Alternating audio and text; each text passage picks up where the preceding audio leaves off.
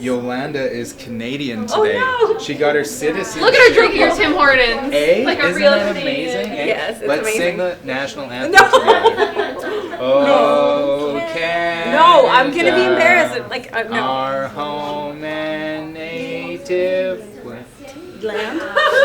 Right? No?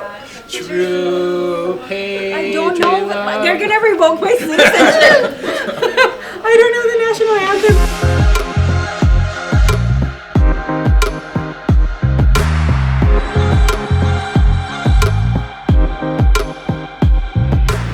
Yolanda, how many neuters have you done on cats?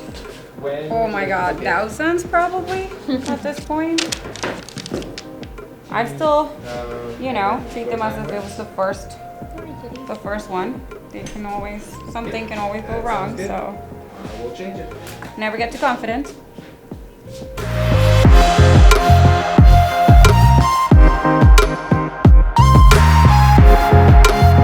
Today is Friday, March 4th.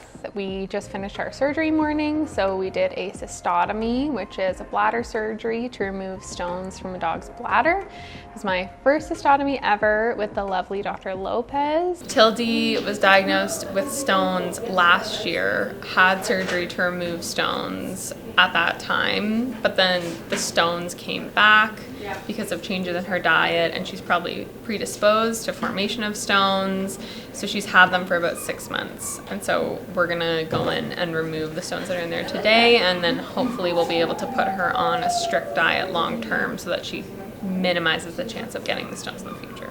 It's hard because this dog has a lot of underlying things that are not currently controlled. So she has Cushing's disease that's been diagnosed. She's got a lot of things going on, and probably the Cushing's is not helping her to have these stones because it's probably like predisposing her to having the stones as well. Ideal outcome for today is that we will take out all the stones and chat with the owner about having her on a very strict diet long term so that we can control the acidity of her urine and reduce the risk that she will have more stones in the future.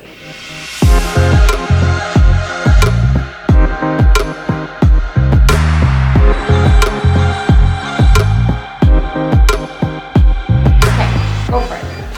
Check your anatomy. Pelvis, I think we're probably a little bit too low. Too low? Yeah, so where's her pelvis? It's up higher. So pelvis is here. I would do the incision in the second, third, almost like in a cat spay. Okay. She's probably gonna have a lot of scar tissue there, Mel, so you might have to extend the incision a little bit more.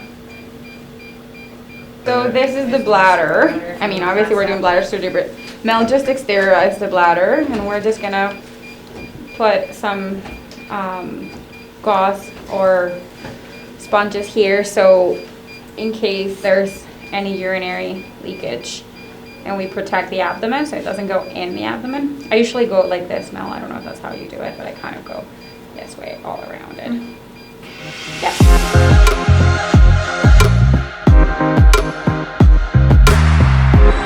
Yeah, those are the little stones. Put your finger in there, Mel, and feel. I see one. Perfect. So we're just gonna send off a piece of tissue from her bladder wall to see if there's any sort of deep bacterial infection that might be resistant to our typical antibiotics. What Mel is doing, we're gonna pass this catheter from the bladder to the urethra. And then that way, in case there's any little stones that could have been lodged in the urethra while we were doing surgery, she's gonna flush them out. I'm crazy, so I double check. Like, just go with your pinky one more time. Okay. Better to, you know, if we ever leave a stone behind, we'll be like, okay, we double check and we didn't feel anything.